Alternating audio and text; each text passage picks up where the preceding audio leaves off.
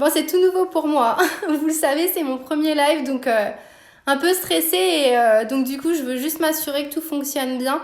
Est-ce que vous pouvez me dire si vous m'entendez bien?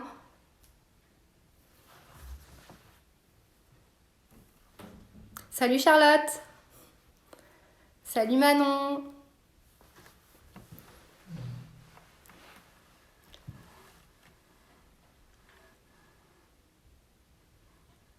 Ok, cool. Donc c'est bon, vous m'entendez bien?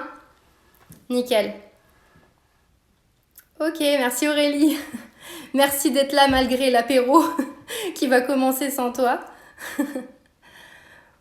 Ok, bon bah j'ai plein de trucs à vous dire. Donc pour ceux qui rejoindraient le live maintenant, en fait on revient d'un road trip en Oregon qui était juste fabuleux. Donc on avait envie enfin j'avais envie personnellement de vous partager notre ressenti. Et puis il y a plein de questions qui sont revenues au cours du road trip auxquelles j'ai pas eu forcément l'occasion de répondre. Parce que voilà, on avait des journées qui étaient hyper prenantes. On avait l'impression de vivre 72 heures par jour, quoi. Donc du coup, c'était un peu compliqué de répondre à toutes vos questions.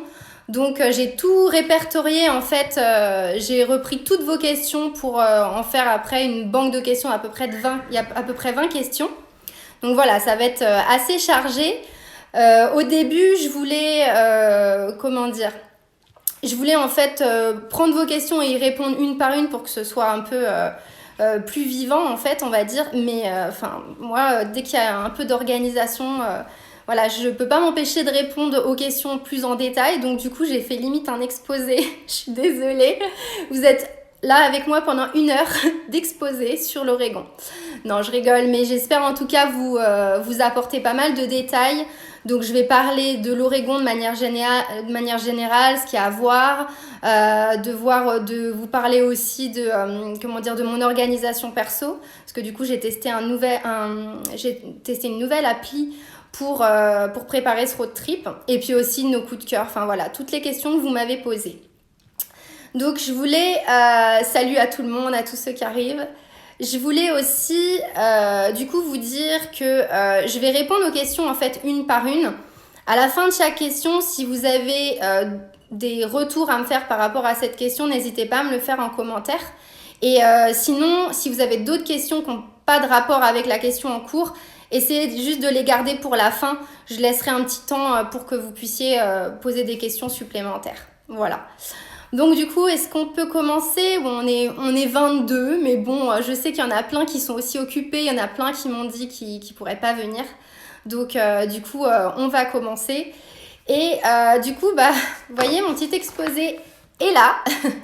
Donc je vais surligner à chaque fois chaque question pour être sûre de rien louper. Et puis si vous me voyez regarder sur les feuilles, c'est juste parce que bah voilà, je veux vraiment vous donner tout le max d'infos en fait, que ça puisse vraiment vous servir si jamais vous faites ce road trip un jour ou tout simplement par curiosité. Donc c'est parti.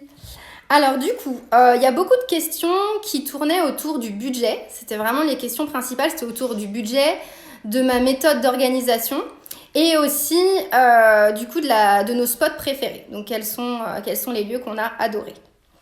Alors première question, c'était pourquoi avoir choisi l'Oregon? Donc ça en fait c'est avant notre expatriation, donc pour ceux qui ne le savent pas, ça fait 1 an qu'on vit en Californie et donc dans la baie de San Francisco. Et déjà avant de partir nous expatrier, en fait j'avais déjà en tête ce voyage. Alors, on m'en avait même pas parlé, personne m'en a parlé vraiment de cet état, qui est vraiment pas trop connu par rapport à la Californie et à tous les autres états qui sont à l'ouest des US. Mais en fait, j'adore Pinterest, je suis sûre que vous êtes nombreux aussi à connaître et à aimer. Mais du coup, j'ai en fait un tableau sur Pinterest sur les USA. Et chaque état, en fait, j'épingle à chaque fois des photos par état. Et en cherchant sur Pinterest, à chaque fois, j'épinglais des images. Je me disais, oh, ça c'est super beau, oh, ça c'est super chouette, mais des paysages complètement différents. Et à chaque fois que je recherchais, que je faisais des recherches supplémentaires, je me rendais compte que c'était l'Oregon. Et du coup, ça a été une évidence. Je me suis dit, mais faut vraiment qu'on y aille, quoi. Ça a l'air magnifique, avec des paysages complètement différents. Donc voilà, ça vient de là et je savais que durant notre première année d'expatriation, l'été d'après, on ferait ce voyage. Donc après, avec le virus, c'était quand même pas gagné. On a beaucoup hésité à partir. Mais on l'a fait et franchement, on regrette pas du tout parce que c'était merveilleux. Voilà, donc c'est vraiment, vraiment un coup de cœur, quoi. Ensuite, ouais, qu'est-ce qui nous a fait aussi choisir cette destination et la garder pour cet été? C'est que c'est super proche de la Californie. Donc du coup, c'est l'État qui est juste au-dessus de la Californie, entre l'État de Californie et l'État de Washington. Donc en voiture, depuis San Francisco, on a mis à peu près 7h30 à rejoindre la frontière avec l'Oregon. Donc ça va, c'est plutôt honnête et ça se fait bien, franchement. On a fait, combien on a fait 4000 et quelques kilomètres, je crois, 4500. Donc voilà, ça fait un beau trip. Coucou à tous, coucou à tout le monde. Alors du coup, deuxième question, quelle est la période la moins froide pour visiter l'Oregon? Donc c'est clair que l'Oregon, en fait, à part l'été, il fait quand même c'est assez pluvieux. Et c'est pour ça que c'est aussi vert et aussi beau d'ailleurs. Et c'est pas mal froid, quoi. Donc il y a pas mal de routes fermées l'hiver, notamment Crater Lake. En fait, l'hiver, c'est impossible, quoi. Donc du coup, ouais, la meilleure période, je dirais que c'est entre juillet et septembre. Parce que je crois même, à vérifier, mais je crois même que Crater Lake, en fait, c'est fermé. Enfin, il y a des routes qui sont encore fermées en juin. Je me souviens, Cécile, Nisila, tu étais allée, toi, il y avait des routes qui étaient encore fermées. Je me souviens plus si c'était dû à un éboulement ou si c'était à cause de la neige. Mais voilà, nous, on a eu de la chance que tout soit ouvert. Mais ouais, l'été, en tout cas, voilà, meilleure période. Est-ce que vous avez des questions pour l'instant par rapport à ces deux premières questions? C'est très général hein, pour l'instant, donc n'hésitez pas si vous avez des questions en tout cas. Ensuite, au niveau des températures, par rapport à notre voyage à nous, on a un peu tout vécu. On a eu du 100 degrés Fahrenheit, donc à peu près 38 degrés l'après-midi. Donc ça, c'était plutôt dans le centre de l'Oregon. Et on a eu du 59 Fahrenheit, donc à peu près 15 degrés Celsius sur la côte. Donc voilà, au niveau vêtements, il faut vraiment prévoir pas mal de choses. Coucou Lauriane, ça fait plaisir de vous voir tous, franchement, ça fait trop plaisir. J'en profite pour vous remercier hein, aussi pour tous les messages que vous m'avez envoyés pendant le trip et puis même en dehors du trip, vous êtes tous adorables. Donc merci à tous, bisous à tous. Alors, troisième question, du coup je continue. Quelqu'un m'a demandé si j'avais une idée de durée mini de road trip en Oregon. Donc moi j'ai compris une durée minimum. Donc salut Stéphanie. Une idée minimum de road trip, donc de durée minimum. Alors nous on est parti 3 semaines et voilà, on n'a même pas vu la moitié au final parce qu'en fait c'est un super grand état. C'est quand même assez grand. J'avais regardé hier, c'est plus de 250 000 km² quand même. Donc voilà, il y a de quoi faire. Et du nord au sud, si on part de la côte du sud, donc Astoria du nord, pardon, Astoria jusqu'au sud, Brookings, il y a à peu près 7h30 de route. Et d'est en ouest, il y a aussi 7h30 de route. Donc voilà, il y a quand même pas mal de chemin à parcourir. Et nous, en 3 semaines, on n'a même pas... On n'a pas tout vu, quoi. On n'a pas du tout fait l'est. Ça, c'était un choix parce que... L'Est est plutôt désertique, on ne voulait pas avoir trop chaud. Et puis même avec les filles, on ne pouvait pas se permettre de faire 7000 km en 3 semaines. C'était pas gérable. On voulait aussi profiter et voir plus de paysages sur moins de kilomètres en fait. Donc voilà, mais s'il y a un minimum de durée, je dirais franchement pas en dessous de 15 jours parce que sinon vous n'aurez pas un aperçu général de l'Oregon. Si on atterrit salut Stéphanie, si on atterrit à Portland, en atterrissant à Portland, vous pouvez franchement faire une super boucle. Vous redescendez toute la côte, vous remontez en passant par Crater Lake, vous pouvez remonter sur Smith Rock, les Painted Hills et reprendre ensuite la Columbia River. Et franchement, ça vous fait déjà une belle boucle avec un bel aperçu et des paysages complètement différents. Donc je dirais 15 jours c'est pas mal quand même. C'est vraiment pas mal. Ensuite, du coup, 4e question, à moins que vous ayez une question sur celle-ci. Ouais, pas de souci, j'allais préciser, je le mettrai en replay, donc c'est la première fois que je fais un live, j'espère que je trouverai comment faire. Mais je le mettrai en replay pour tous ceux qui n'ont pas vu ou tous ceux qui ont une mauvaise connexion ou qui n'arrivent pas à suivre, pas de souci. Ok, donc 4e question, je continue. Donc ça, c'est la question qui est revenue le plus souvent, c'est celle du budget. Donc vous m'avez demandé quel a été le budget pour ces 3 semaines. Donc habituellement, c'est pas quelque chose qu'on fait beaucoup de regarder le budget à la fin, puisque moi, ça me fait peur. Donc je regarde pas. Je regarde pas beaucoup. Après, c'est mon mari qui gère tout ça. Mais honnêtement, déjà, on n'est pas très très dépensier dans la vie de manière générale. Et le budget, on le met souvent dans les voyages parce que c'est ce qu'on préfère, on adore ça. Mais voilà, c'était pas le voyage le plus cher qu'on ait fait. Déjà parce que on a pris la voiture, donc quand t'enlèves déjà les prix des billets, du coup, ça réduit quand même pas mal la note. Et on a aussi opté pour le camping de temps en temps parce que c'était aussi une première de partir en camping. Et du coup, ça réduit vraiment la note, quoi. Parce que forcément, le prix d'une nuit de camping et d'une nuit de motel, c'est pas du tout la même, quoi. Donc du coup, je vais vous dire le budget total. J'ai calculé hier, ça fait $4000 pour nous 4 pour 3 semaines en Oregon. Voilà, donc ça, tout compris, ça fait à peu près $50 par jour et par personne. Donc voilà, c'est un budget... après, chaque budget est différent, bien évidemment. Mais c'est ce qu'il faut compter, en tout cas, sans les billets d'avion. Voilà, j'inclus pas du tout transport. Coucou Lorraine, les copines de France, ça fait plaisir. Du coup, $4000, c'est à peu près 3400 €, pour vous donner une idée. Au niveau après, j'ai détaillé un peu le budget, si ça vous intéresse. Au niveau hébergement, on était à $2000, donc à peu près 1700 € pour 3 semaines. On a fait des motels, on a fait du camping à 2 reprises et des Airbnb. Voilà, nous on n'est pas trop hôtel, on aime pas trop ça, on aime bien avoir une petite cuisine avec les filles. Ça permet aussi de réduire. Moi aussi tu me manques, Lorraine. Des bisous à tous. Ça permet de réduire quand même la note en fait de pouvoir cuisiner à la maison. Et puis honnêtement, au bout de 3 semaines de road trip aux US, ceux qui ont l'habitude de faire des road trips aux US doivent me comprendre, mais les fast-food, c'est la principale nourriture ici et franchement, on est vite gavé. Et, du coup, de faire les courses et de faire à manger quand on le peut, c'est vraiment l'idéal, quoi. Donc je me perds, je parle d'un truc et puis je pars dans tous les sens, désolée. Donc hébergement, à peu près $2000 du coup. Pour vous donner un ordre d'idée des prix actuellement, nous, notre nuit la moins chère, donc c'était en camping et c'était $25 la nuit. Et notre nuit la plus chère, donc franchement c'était un petit peu un craquage pour nous parce que nous on met pas beaucoup...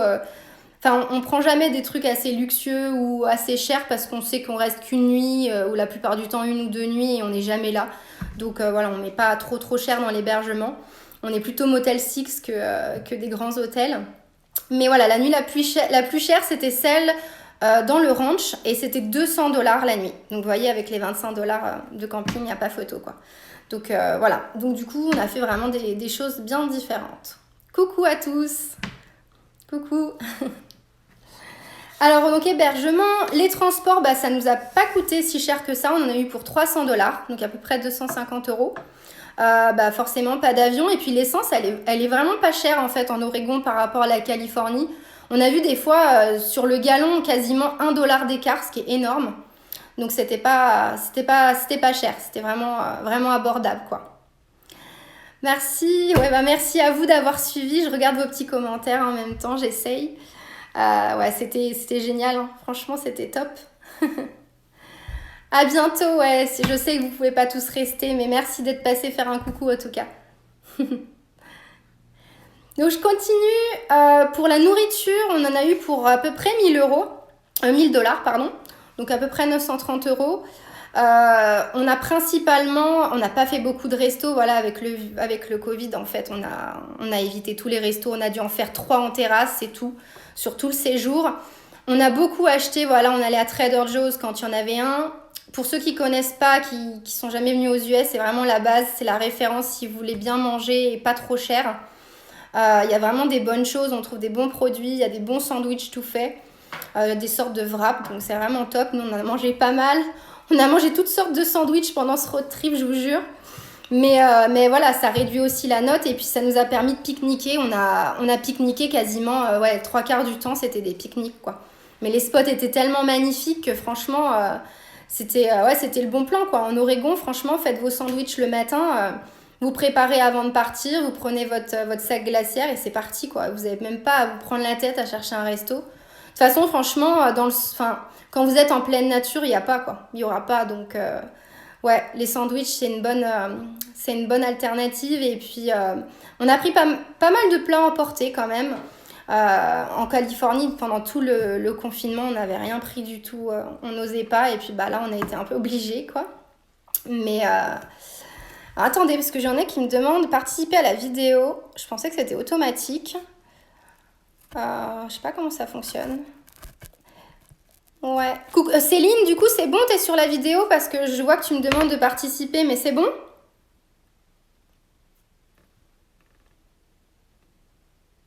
Pas de réponse. J'espère que tu vois du coup. Bon, ok, on continue. Du coup, ouais, nourriture, donc ça c'est bon. Et puis bah les extras. Ok Aurélie, merci. Ok, nickel. Les extras, bah, ça va être les petites choses qu'on sait, enfin tous les petits loisirs en fait. Donc principalement on a fait, vous avez vu, donc on a fait du cheval à 2 reprises avec les filles. Au début on devait en faire qu'une fois et puis en fait elles ont tellement adoré que je leur ai prévu la surprise le lendemain de recommencer. On a fait, qu'est-ce qu'on a fait? On a fait les dunes pour l'anniversaire de Max en buggy. Donc ça c'était cool aussi.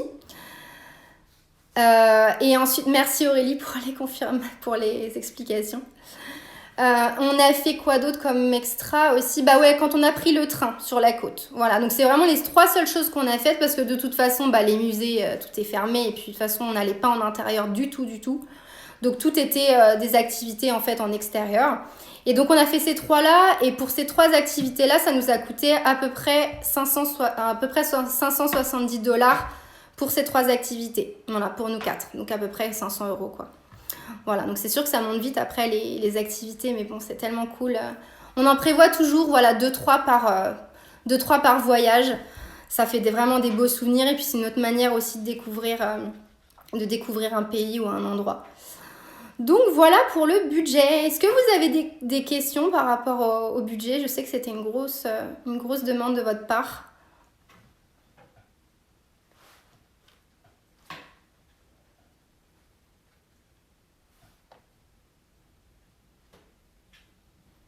Pas de questions?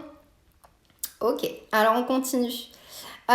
Donc question 5, on m'a demandé est-ce que la vie était plus élevée en Oregon que dans d'autres États. Donc je vis en Californie, donc je pourrais juste vous répondre par rapport à la Californie. Et encore, quand on est en voyage, on n'a pas non plus... Enfin, c'est pas vraiment représentatif de ce qu'on pourrait vivre au quotidien quand on y habite. Donc c'est un peu difficile de répondre à cette question. Mais dans l'ensemble, par rapport au resto, par rapport à l'essence, à la nourriture, on a trouvé que c'était un peu moins cher. C'est pas... Après, la Californie, c'est hyper cher. Donc du coup, voilà, là, c'est moins cher l'Oregon. Mais c'est pas non plus hyper... c'est pas cher du tout non plus, quoi, je veux dire. Donc, ouais, c'est pas non plus bon marché. Les restos, pour vous donner un ordre d'idée, à 4, pour un resto vraiment simple, hein, imaginons voilà, la petite crêperie qu'on avait prise sur la côte. Après, la côte, c'est assez cher. Mais voilà, on s'en est tiré pour 60-70$ avec juste 4 crêpes et puis 2 sodas, quoi. Donc, ouais, c'est quand même pas donné, mais c'est moins cher que la Californie. Après, niveau logement... bah, c'est moins cher aussi que la Californie, mais c'est quand même relativement élevé. Franchement, en moyenne, pour un hôtel assez simple, on s'en tirait pour 100$ par nuit, quoi. Donc, bon, c'est quand même un petit budget, quoi. C'est pour ça le camping, ça a bien sauvé, ça nous a bien réduit la note quand même, d'avoir fait ces 4 nuits en camping. Et le plus cher, en fait, ce qu'on a trouvé où c'était le plus cher, c'était autour de Crater Lake, en fait, parce que en fait, autour de Crater Lake, vous avez... Je sais plus si je le fais en anglais ou en français. J'ai un accent pourri en anglais, donc je vais le dire en français. Mais ouais, autour de Crater Lake, du coup, il n'y a pas grand-chose. Et les logements sont vite pris d'assaut. Donc, du coup, ça revient vite cher, quoi. Nous, on a payé genre 60$ la nuit pour un truc un peu pourri. Donc, mais bon, voilà, c'est souvent le cas en fait quand il n'y a pas beaucoup de logements autour ou alors justement que c'est très prisé quoi. La côte par exemple, il y a plein de logements, vous trouverez des tonnes de choses, mais par contre, il faut s'y prendre quand même un peu à l'avance et c'est pas donné quoi. Vraiment, c'est pas donné. Par contre, il y a plein de petits cottages, des petits trucs à louer très sympas près de la côte. Donc, ouais, voilà, niveau budget en fait, on va dire pour les logements. Ensuite, par rapport à la vie, donc je peux pas trop vous dire, mais j'avais discuté avec Julie du compte French Spark, qui est une ancienne expat à Portland. Je sais pas si c'était là, Julie, mais du coup, elle m'avait dit ouais, que le coût de la vie était quand même cher par rapport au salaire en fait, qui suivent pas forcément. Donc voilà, après moi je peux pas vous en dire plus de ce côté-là, parce que je ne vis pas en Oregon, mais voilà, pour avoir une petite idée. En parlant des comptes, du coup, liés à l'Oregon, tout de suite comme ça, je suis sûre que vous la connaissez. Vous avez Laetitia, son compte c'est Fries and Pie.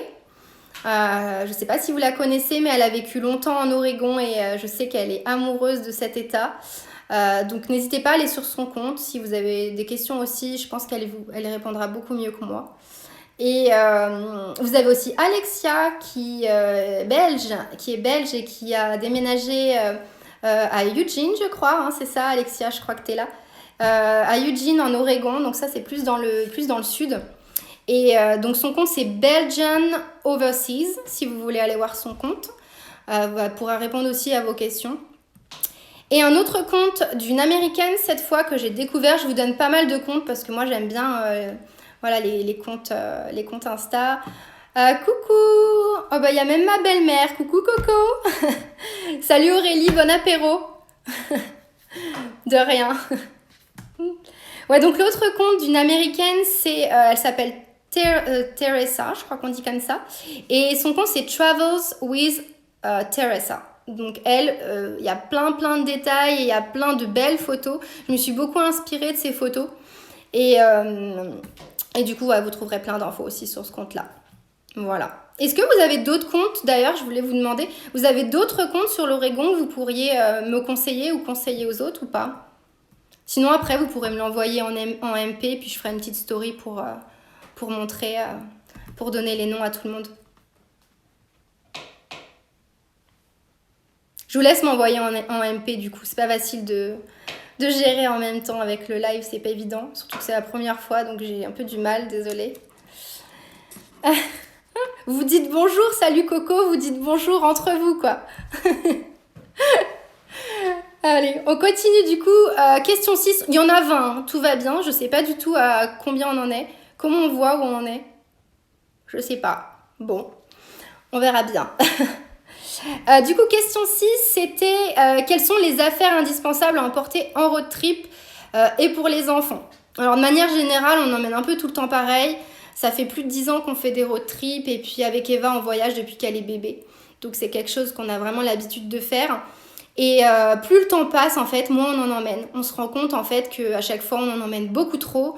Surtout des occupations, en fait, pour les enfants. En fait, ils ont la nature et ils sont principalement dehors, en fait, à faire des choses. Donc, ils n'ont pas besoin de plein de jouets ou plein de trucs comme ça. Donc, nous, maintenant, on va vraiment au minimum. Et puis là, pour le coup, on campait. Donc, on pouvait pas... On a une petite voiture. On n'a pas une super grosse voiture. Donc, il a fallu vraiment être hyper minimaliste. Donc, je vais vous dire un petit peu rapidement, pour ceux que ça intéresse, ce qu'on avait emporté pour 3 semaines en Oregon, sachant qu'on a eu des climats complètement différents. Donc, on a essayé d'emporter pas mal de choses sans que ça prenne trop de place non plus, quoi. Donc, pour nous 4, on avait 2 bagages cabine pour nos vêtements. Donc, un miracle, parce qu'au début, Max, il voulait que je prenne une grosse valise, mais clairement, ça serait jamais rentré. Donc, du coup, ouais, 2 valises cabine, une pour les filles, une pour nous. Ça, c'est pour nos vêtements. On avait une trousse de toilette de voyage. Vous savez, le truc qui se replie, là. On avait quoi? Une trousse de secours avec les médicaments, normal. Après, moi, je mets tout le temps des petites trousses de secours aussi dans le sac de rando ou dans la voiture. Comme ça, j'en ai un petit peu partout, au cas où. Ouais, je suis une maman stressée, hein. Donc, du coup, je prévois toujours un max. Vous le verrez, je prévois tout, en fait, à chaque fois. Vraiment tout en détail pour être tranquille ensuite quand on voyage. Ensuite, sac de plage. forcément, si vous allez sur la côte. Et le cerf-volant, si vous en avez un, franchement, l'oubliez pas parce que vu qu'il y a du vent et tout, c'est le spot idéal pour le cerf-volant. Les filles, elles ont adoré, c'était top. On a emmené le cerf-volant de mon papa qu'on emmène partout. Donc ça, c'est vraiment un truc à pas oublier. Ou acheter sur place parce qu'il y a plein de magasins en fait. Donc il y a plein de magasins là-bas où vous pourrez en trouver. Le sac de randonnée, nous on a fait beaucoup de rando, donc c'était forcément indispensable. Coucou à tous! Le sac à dos glaciaire, donc ça franchement on l'avait acheté pour notre road trip au Mexique pour le printemps dernier. Finalement avec le Covid ça a été annulé, mais je suis pas stressée Charlotte? Ah ça va alors, je le montre pas. Organisée oui, stressée si un peu quand même. Quand je parle vite quand je suis stressée, je me touche les cheveux, donc vous allez vite le remarquer en fait. Non mais ça va, vous êtes cool, donc ça me rassure quand même. Ouais, donc le sac à dos glaciaire, donc ça on en a acheté un chez Decathlon, on a la chance d'avoir un Decathlon pas loin de San Francisco. Et de ça c'est top en fait, on l'a emmené partout dans toutes nos randos, avec tous nos sandwichs à l'intérieur, nos gourdes, nos trucs. Et ça c'était vraiment pratique. Et autre indispensable, nous on a une grande nappe de pique-nique en fait qui est imperméable sur le dessous. Et en fait, on l'utilise partout. Donc là, on l'utilisait sur la plage, que ce soit sur l'herbe, et même on la mettait sur les tables de pique-nique, en fait. Coucou Margot, ma belle-sœur, je t'embrasse. Ouais, la nappe de pique-nique, on la mettait même sur les tables de pique-nique. En gros flippé qu'on est avec le virus, on voulait rien toucher. Donc on mettait la nappe de pique-nique par-dessus. Et franchement, on était au top, quoi. Donc à prévoir aussi dans vos bagages. Pour n'importe quel road trip, en fait, j'ai envie de dire, c'est vraiment un indispensable, quoi. Et puis, pour le camping, on a fait léger. Une tente, 2 matelas gonflables et nos oreillers. Franchement, on était trop bien, on a dormi comme des bébés. Et ça suffisait, en fait. Bon, on n'a pas pu faire de feu parce qu'on ne savait pas faire de feu. Voilà, on se lavait comme on pouvait, mais franchement, on s'est bien débrouillé et c'était cool, quoi. Pour une première expérience, ça allait. On rachètera plus tard. Donc voilà, ça c'est pour nos bagages. Ensuite pour les filles, du coup vous m'avez beaucoup demandé comment tu les occupes, qu'est-ce que tu as emmené dans leur bagage à elles. Donc à chaque fois elles ont juste un petit sac à dos, chacune, elles n'ont pas le droit d'emmener plus. Elles le mettent dans la voiture, comme ça elles l'ont toujours à disposition. Et alors qu'est-ce qu'on met dedans? Merci Margot. Qu'est-ce qu'on met dedans? Alors franchement 2-3 livres. Maintenant moi j'ai un Kindle, vous savez, pour lire des petites tablettes en fait de lecture. Donc moi j'avais mis plein de livres pour Eva dessus. Donc ça c'était vachement pratique et puis ça évite d'emmener trop de bouquins parce qu'elle lit beaucoup. Donc voilà, ça c'est hyper pratique. Qu'est-ce qu'elles avaient dans leur sac aussi? Elles avaient un carnet de bord. Donc elles avaient chacune un cahier à lignes, mais ça peut être un cahier sans lignes aussi.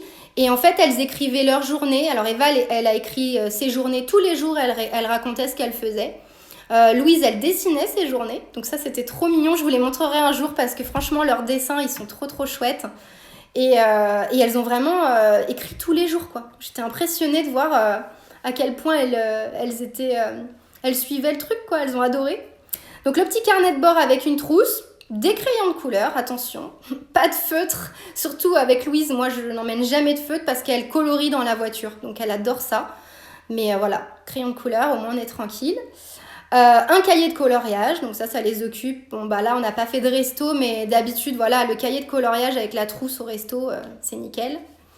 La Luni, pour ceux qui connaissent, c'est une petite fabrique à histoire, donc ça c'est notre indispensable voyage depuis longtemps.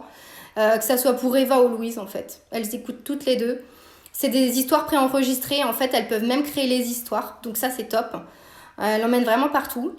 Eva, son iPod, parce que souvent, elle n'aime pas la musique qu'on écoute. Donc, elle écoute ses propres chansons. Ensuite, l'iPad. L'iPad, franchement, c'est quelque chose qu'on n'utilise pas beaucoup au quotidien. Parce que nous, on n'est pas très télé. Donc, les filles regardent la télé que le week-end. Mais là, pour les vacances, franchement, il n'y a plus trop de règles. Et la voiture, elle regarde des films, on le met au milieu. On a acheté un petit accessoire pour mettre l'iPad au milieu, en fait, entre les 2 sièges avant. Et du coup, ça leur permet de regarder des films.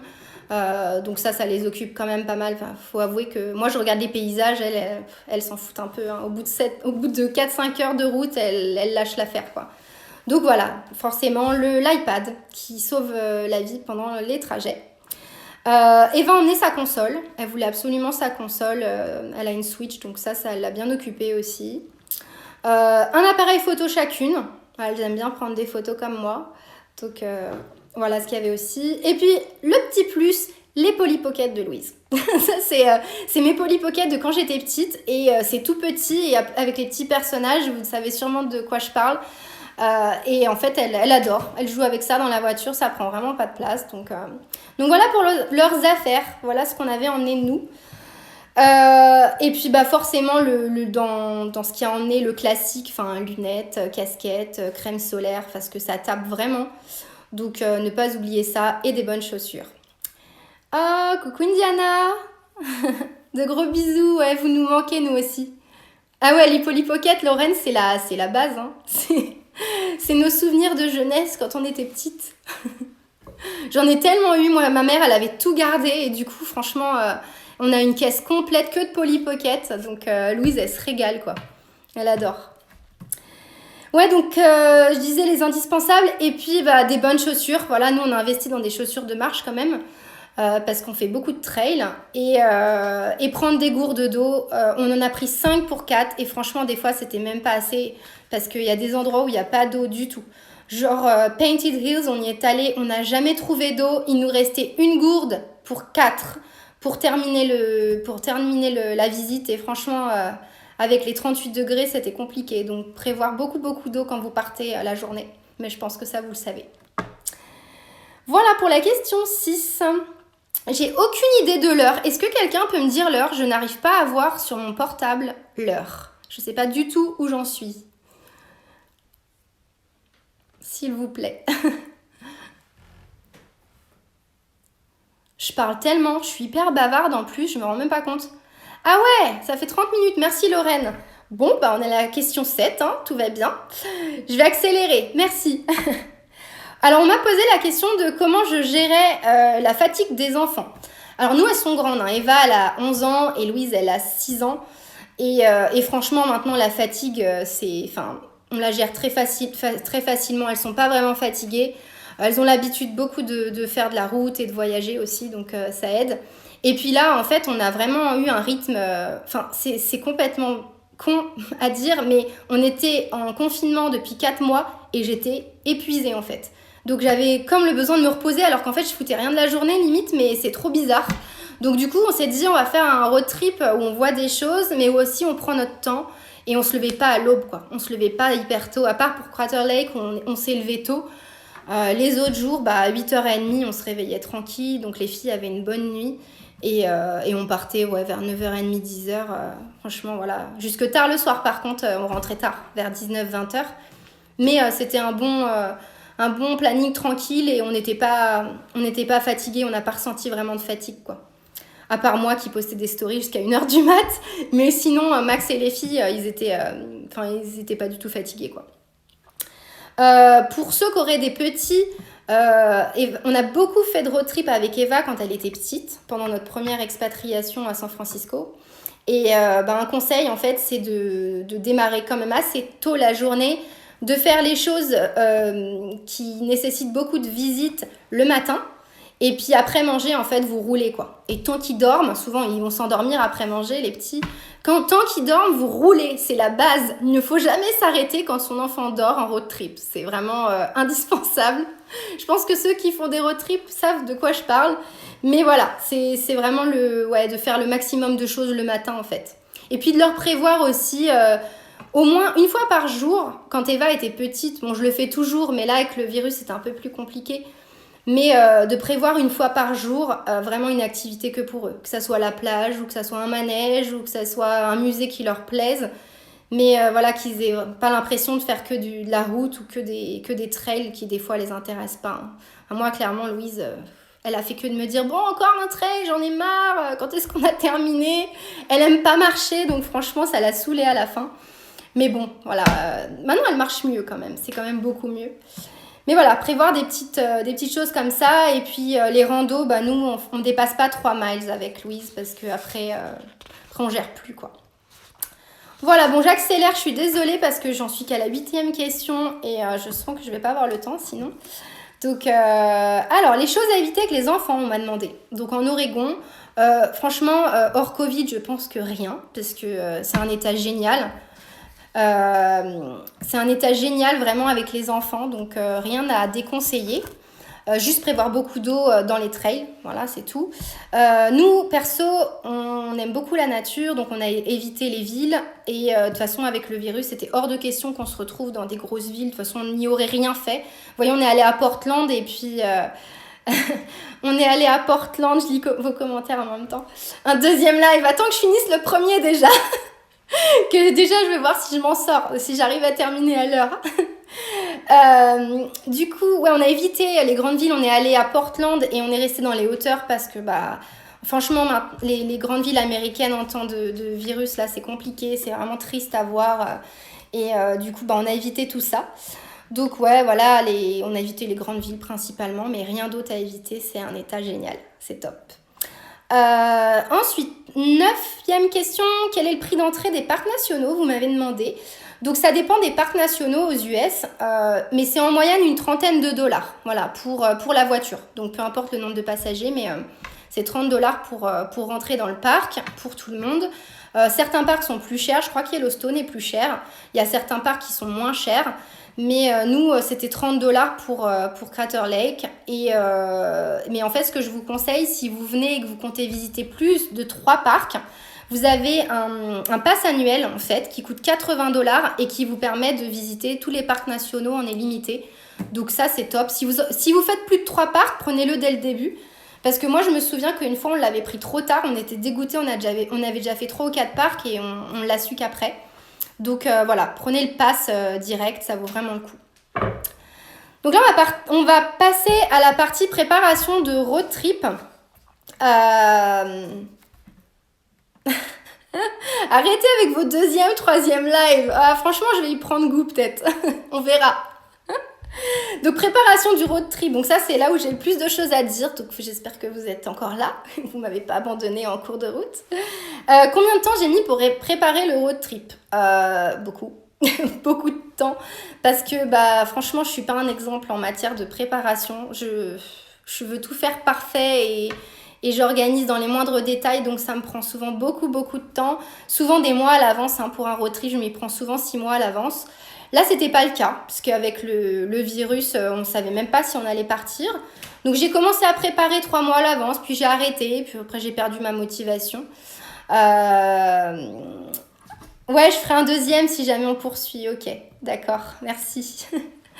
Ouais, du coup, j'ai commencé il y a 3 mois, j'ai arrêté, j'ai repris. Après, c'était, voilà, il y avait un peu des hauts et des bas au niveau de mon moral pendant le confinement, donc voilà. Et puis, un mois avant de partir, où je me suis dit, bon, on va peut-être partir, il faudra peut-être que je fasse quelque chose. Je m'y suis mise et ça m'a pris, j'y passais franchement des heures tous les jours pendant à peu près un mois. Donc, je sais pas, j'ai pas compté les heures, mais beaucoup de temps. Ça m'a pris beaucoup de temps. Mais du coup, c'est ça, je voulais vous en parler depuis longtemps, mais ça, je ferai sûrement un 2e live ou des stories pour vous en parler plus en détail parce que c'est très visuel. Et du coup, c'est un peu délicat vous en parler comme ça en live sans vous montrer d'image. Mais j'ai utilisé Trello en fait pour organiser mon road trip. Depuis des années, je préparais mes road trips sur Word. Donc je mettais mon petit planning jour par jour et après j'imprimais les feuilles que je ramenais avec moi dans la voiture. Et j'ai arrêté, enfin je me suis un petit peu modernisée. Et parce que en fait souvent on perdait les feuilles ou après voilà, ça me saoulait aussi d'imprimer. Donc du coup, j'ai pris Trello. Donc Trello, pour ceux qui ne connaissent pas, c'est une appli de gestion de projet, donc normalement utilisée par les boîtes. C'est Max en fait qui me l'a fait découvrir parce qu'il l'utilisait pour son boulot. Et il m'a dit, tu devrais utiliser, toi qui adores les to-do list. Voilà, c'est top pour tout, ouais, clairement. Franchement, je l'utilise pour tout. Pour tous mes projets, pour mes to-do list du mois, comment dire, ma bucket list, toutes mes idées de voyage, je les mets aussi dedans. Et en fait, c'est vraiment une super appli qui n'est pas très difficile à prendre en main. Vous avez des tutos sur YouTube si vous voulez, qui sont très bien expliqués. Et franchement, même pas quelques heures, hein, franchement en 1 heure, on a compris comment ça fonctionne. Ça fonctionne sous forme de tableau, en fait. Vous avez franchement, je pense que je ne vais pas vous l'expliquer là parce que ça va être trop compliqué sans vous montrer ce que c'est. Mais en tout cas, c'est un système de liste en fait. Voilà, donc vous listez ce que vous avez à faire. Vous pouvez cocher quand vous l'avez fait, donc ça s'efface de votre liste, donc c'est hyper pratique. Vous pouvez ajouter des liens, vous pouvez ajouter des photos. Et moi, c'est ce qui me manquait en fait sur papier, sur Word, parce que mes liens, je les mettais, mais je cliquais dessus et il se passait rien, quoi. Donc du coup, Trello, ça m'a un peu changé la vie pour ça. Donc je vous explique rapidement, ça parle de Trello en fait en parallèle, hein, ça va ensemble. Mais comment je fonctionne pour préparer un road trip? Donc c'est valable pour tous les road trips, pas forcément pour l'Oregon. Ça, c'est ma façon de faire. Je suis sûre qu'il y a plein d'autres façons de faire, mais voilà, je vous partage la mienne, puis ça vous intéressait. Donc je vous explique comment je fais. Donc premièrement, il y a le choix de la destination. Moi, je regarde, avant, je regardais beaucoup sur les guides. Quand j'étais en France, j'achetais des guides genre le Routard, enfin voilà, Lonely Planet. Mais maintenant, en fait, j'en achète plus. Je préfère regarder sur des blogs en ligne et sur Pinterest, en fait. C'est là où je trouve vraiment le plus de choses. Donc, je suis perdue, je lis vos commentaires et du coup, ça me perd. Désolée si je réponds pas, hein. J'enchaîne un peu. Je regarde donc du coup sur des blogs et des sites voyage. Alors, j'en ai 2 à vous recommander. Pas forcément pour les US, hein, pour tout type de voyage avec les enfants. Vous avez Voyage Family. Elle a un compte, Caroline, sur Instagram. Je vous conseille d'aller voir, c'est vraiment génial. Et vous avez aussi WeKids Travel. Donc ça, c'est une copine qui a fait un tour du monde il n'y a pas longtemps. Et elles sont 3 à gérer ce site. Et c'est une mine d'informations. C'est super bien fait. J'ai fait des interviews aussi, enfin une interview sur l'Oregon, n'importe quoi. Sur la Réunion. Donc n'hésitez pas à aller sur ces 2 sites. Ils sont vraiment super. Donc c'est WeKids Travel et Voyage Family. Voilà, donc moi je m'aide beaucoup de tout ça. Donc la deuxième étape, ensuite je liste les meilleurs spots à voir.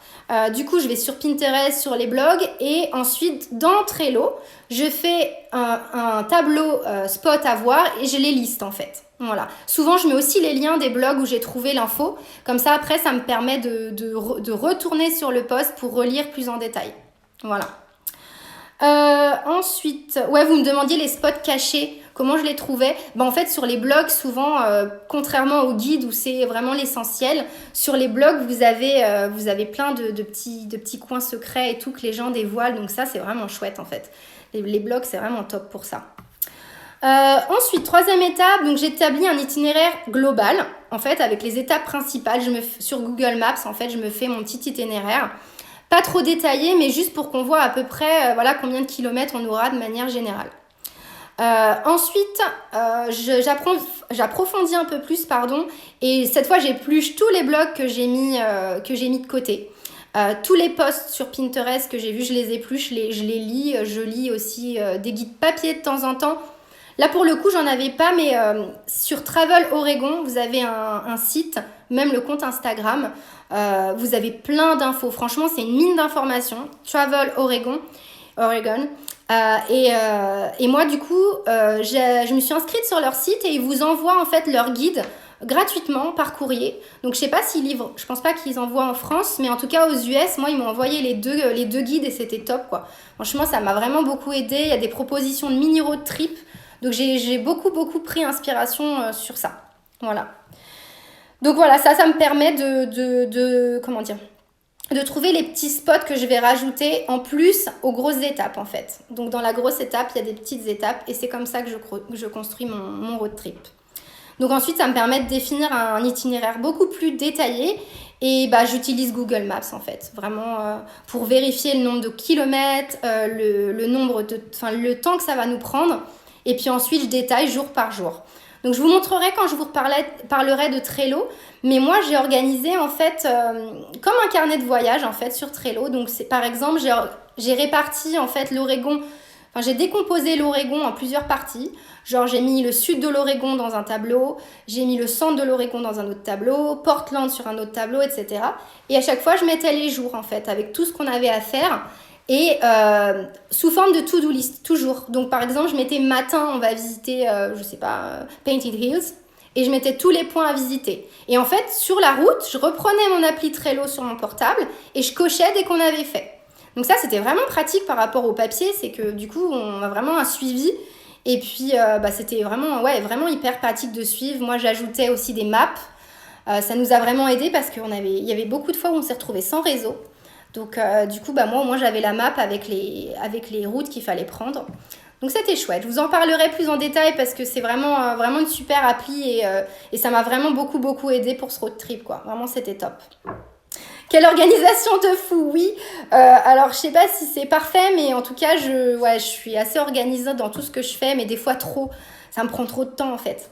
Ça me prend vraiment trop de temps mais bon, du coup, après, on est tranquille, quoi. Franchement, moi, ce que je veux pas, c'est avoir à regarder dans un guide pendant mon road trip et me dire, attends, qu'est-ce qu'on va faire ce matin? J'ai rien préparé, ça, c'est pas possible. Enfin, moi, en tout cas, ça me convient pas. Je sais très bien qu'il y en a d'autres qui réservent leur logement au dernier moment et tout. Moi, je peux pas, quoi. C'est pas possible. Alors, l'appli, c'est Trello. Trelo. Voilà. Ok, donc du coup, pour l'organisation du road trip, c'est comme ça que je fonctionne. Après, je vérifie vraiment la cohérence du road trip, que tout soit cohérent, qu'il n'y ait pas des chemins trop longs, que ça soit pas trop compliqué pour les filles. Et puis ouais, pareil aux imprévus, c'est vrai que ça m'aide beaucoup d'organiser en amont comme ça. Pas oublier d'étapes aussi, je vérifie que j'ai pas oublié d'étapes. Et après, on réserve les logements. En fait, c'est ce qu'on fait en tout dernier, les logements. Je suis tellement une paniquée, en fait, d'avoir loupé quelque chose ou qu'on soit engagé sur un chemin trop long que du coup, on réserve tout quand j'ai fini. Donc ça, c'est Max qui gère. Lui, c'est logement resto. Moi, c'est organisation du road trip. Voilà. Je vais boire un coup, je suis en train de me dessécher. Je vous raconte pas. Un petit point heure, s'il vous plaît. Quelle heure est-il? C'est dingue qu'il n'y ait pas l'heure sur le live. C'est trop bizarre. Puis j'ai pas de montre, donc j'ai aucune idée. Alors, est-ce qu'on essaye de rencontrer des locaux? Non, pas forcément, parce qu'on n'a pas forcément le temps. Mais là, par exemple, on est parti dans le centre de l'Oregon. On est allé vers Fossil, on est allé dans un ranch. Bon, là, pour le coup, on a vraiment vu la vie locale en ranch. Donc ça, c'était vraiment chouette. Donc ouais, des fois, ça peut être une expérience qui fait qu'on rencontre des locaux. Et puis, les Airbnb aussi, souvent, on rencontre les propriétaires et ça nous permet vraiment de voir comment les gens y vivent. Donc ça, c'est chouette. On adore les Airbnb pour ça, en fait. Des fois, on les rencontre pas, mais là, à Portland, on a rencontré la propriétaire et c'était vraiment chouette, quoi. Vraiment sympa. L'organisation, c'est la vie. Ouais, c'est vrai. Mais bon, des fois, moi, je suis plus du tout organisée, hein, je suis perdue, en fait. Du coup, je me sens pas bien quand c'est pas organisé. Du coup, 21h47, 10 minutes, et on en est où? Question 12. Vous allez avoir un deuxième live, je crois. Désolée. Alors, du coup, comment j'utilise Trello? Question 12. En fait, j'ai répondu, finalement. Je regarde si j'ai rien oublié. Ouais, les photos, les liens, l'itinéraire. En fait, non, j'y ai déjà répondu. Ok, bon, nickel. Ouais, aussi, dans les tableaux, je vous ai dit, je mettais un peu notre itinéraire sur Trello. Je mets aussi ma to-do list avant le départ, tout ce que j'ai à faire, ce qu'on va emmener dans les valises. Donc, ça me permet à chaque fois de noter pour pas oublier, quoi, qu'on n'oublie rien. Et puis, je fais aussi un petit tableau des ressources utiles. Voilà. Y a-t-il eu des imprévus? Honnêtement, non. Franchement, très étonnée parce qu'il y a toujours un jour de la loose dans nos voyages. Tout le temps, le jour de la loose, c'est obligatoire. Et on n'en a pas eu. Franchement, étonnée, quoi. Mais bon, j'avais vraiment bien préparé cette fois. Et puis l'Oregon, c'est quand même assez facile comme état à visiter. Mais non, ouais, on n'a pas eu d'imprévu. Alors, qu'est-ce que j'avais noté? Ah oui, j'avais noté un conseil pour Trello.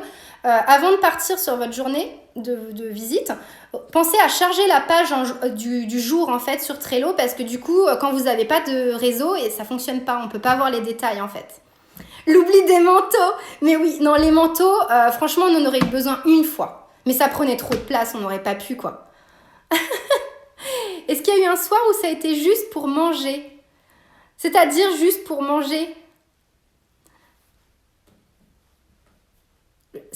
J'attends juste ta précision.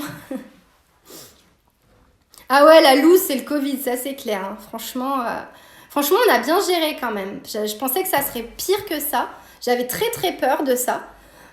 J'arrivais dans un hôtel ou un Airbnb, je désinfectais tout. C'était un peu, voilà, des tocs quoi, tu vois. Mais ouais, c'était un peu la loose quoi. Niveau fermeture des magasins,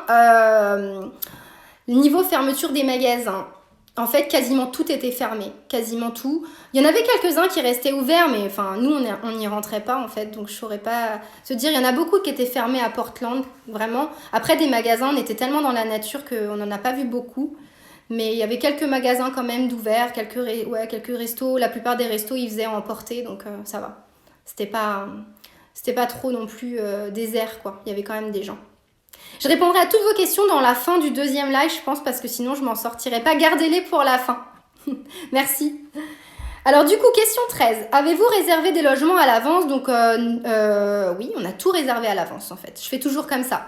Vraiment, ça me stresse trop. Il faut que j'ai mon planning, il faut que j'ai mes logements, que je sois sûre où je dors chaque jour, quoi. Donc je le fais toujours. On organise toujours dans les moindres détails, quoi. Voilà.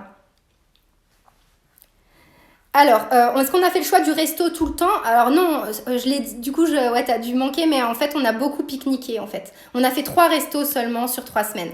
Voilà. Donc, on pique-niquait, on achetait chez Safeway ou alors chez Trader Joe's et puis on faisait nos petits plats. Ou alors, on faisait réchauffer dans l'hôtel ou le Airbnb dans le micro-ondes, quoi. Voilà. Un soir, vous avez failli pas manger à cause de la fermeture des magasins. Quand est-ce qu'on n'a pas failli manger? Je me souviens même plus. Je me souviens plus. Bah, il y a des fois, on n'a pas mangé, hein.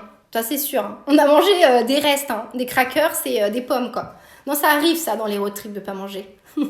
Ah oui, le McDo à la frontale. Oh, punaise. Ah ouais, c'était tout fermé. Non, alors là, c'était pas à cause du virus. C'est qu'en fait, aux États-Unis, ce qu'il faut savoir, c'est que les restos, les gens, ils mangent à 18h, en fait. Donc du coup, à 19h, ils ont tout remballé. Sauf que nous, on arrive comme une fleur à 20h, 20h30 et qu'en fait, c'est fermé. Ça nous est arrivé à Newport aussi.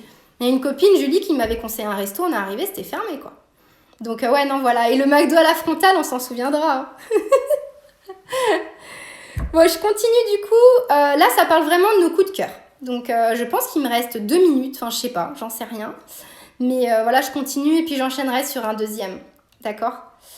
Quel est le top 5 à visiter en Oregon? Alors, je crois que j'ai jamais eu autant de mal à faire un top sur un voyage. Franchement, pas pour dire, mais on a vraiment quasiment tout aimé, quoi. On a eu très peu de déceptions et on a tout aimé. C'était vraiment magnifique. Voilà, quand j'en parle, j'ai encore les yeux qui pétillent tellement c'était beau. Vous avez dû me voir hein, sur certaines stories. Je suis un peu hystérique parfois. Quand je vois des belles choses, j'en peux plus, quoi. Limite, des fois, j'ai les larmes aux yeux. Ça m'est arrivé plus d'une fois, quoi. Donc, je dirais pas un top 5, mais par contre, je vais vous dire, en fait, il y a 7 merveilles en Oregon. Ils appellent ça les 7 merveilles de l'Oregon. Donc, je vais vous dire quelles sont ces 7 merveilles. Donc, ce qui est génial avec l'Oregon, c'est qu'en fait, vous avez des paysages complètement différents. Vous avez la côte complètement déchirée, vous avez des lacs, vous avez des rivières, vous avez des montagnes enneigées, vous avez des chutes d'eau incroyables, des volcans, des coulées de lave, il y a même un désert. Je sais, enfin, vous regarderez sur le compte de Nisila, Cécile, elle est allée dans le sud de l'Oregon et ils ont fait Alvord Desert et ça avait l'air magnifique. Donc n'hésitez pas à aller sur son compte aussi et un joli bonheur aussi Virginie, elles y sont allées toutes les deux. Et ouais, ça a l'air trop trop beau quoi. Donc les 7 merveilles de l'Oregon, j'y suis. Crater Lake, Smith Rock, donc je viens de faire un post sur Smith Rock ce matin si vous voulez aller voir, c'était trop beau. Painted Hills, c'est des collines avec plein de jolies couleurs, c'est super beau. Mount Hood, la Columbia River Gorge, les Wallowas, alors nous on l'a pas fait parce que c'était très à l'est et qu'on n'y est pas allé, mais c'est une chaîne de montagnes à l'est. Et la côte, voilà, ça c'est les 7 merveilles de l'Oregon. Et on en a fait 6 sur 7, donc c'est pas mal quand même, hein, franchement. Et je confirme, hein, c'est super beau, c'est vraiment super beau. Question 15, notre top 3. Alors, on est tous d'accord, on l'a fait chacun de notre côté avec les filles et Max. Mais notre top 3, on va vous dire lequel c'est. Alors en premier, franchement, sans hésitation, c'est Crater Lake. En fait, même les photos et les vidéos ne rendront jamais compte, en fait, de ce que c'est en vrai, quoi. T'arrives là, tu vois ce bleu, et c'est incroyable, c'est indescriptible, c'est juste, t'as l'impression que c'est pas réel, vraiment. C'est magnifique. Enfin, moi, j'étais trop émue, quoi. Vraiment trop émue de découvrir cet endroit. Et puis, alors, les spots de fou, quoi. Chaque arrêt, c'est magnifique. Donc, Lorraine, je vous noterai en story les 7 merveilles de l'Oregon. Pas de problème. Faudra me le rappeler, par contre. Ensuite, donc notre top 3, donc j'en étais à Crater Lake. En deuxième, c'est Smith Rock.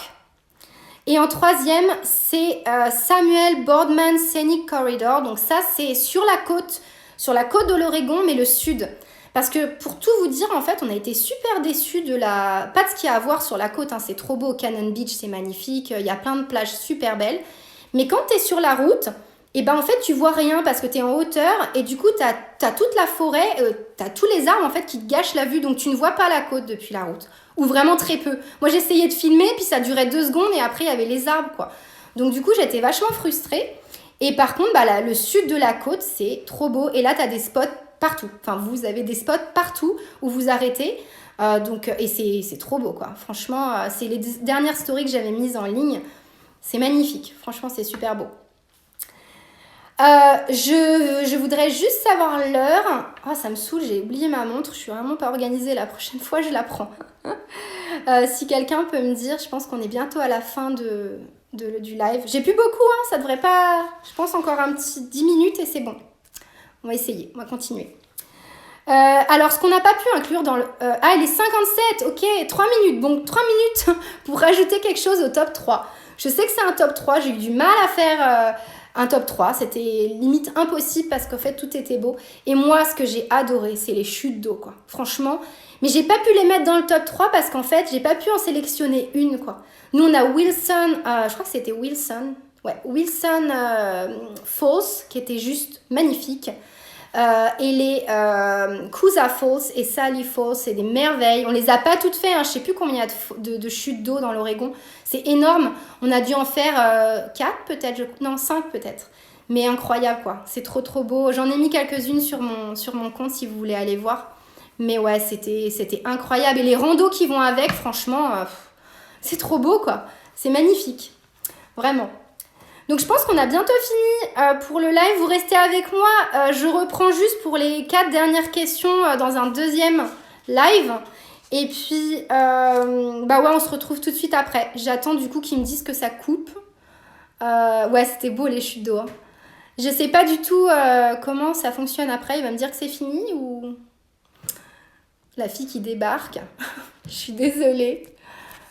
En plus, j'aimerais bien vous laisser un petit peu de temps pour des questions après, pour discuter avec vous et pas avoir l'impression de faire un monologue.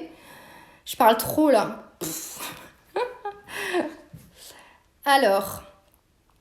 Bon, j'enchaîne. T'es sûre que ça va couper? Ah, ça coupera, ok. Mais ça coupera, mais du coup, moi, je veux l'enregistrer en... Je voudrais l'enregistrer pour que vous l'ayez en Instagram, en IGTV, là. Ah, il reste 1 minute 57. Ah, là, il me le dit. Ok. Bon, je continue 1 minute 57, ok.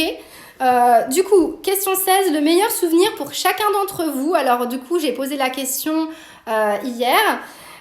Max, son meilleur souvenir, c'était la première nuit de camping. Donc, il a adoré. C'est vrai que c'était assez chouette, même si c'était pas un spot parfait, mais c'était une super expérience. Pour moi, c'était la découverte de Crater Lake, franchement.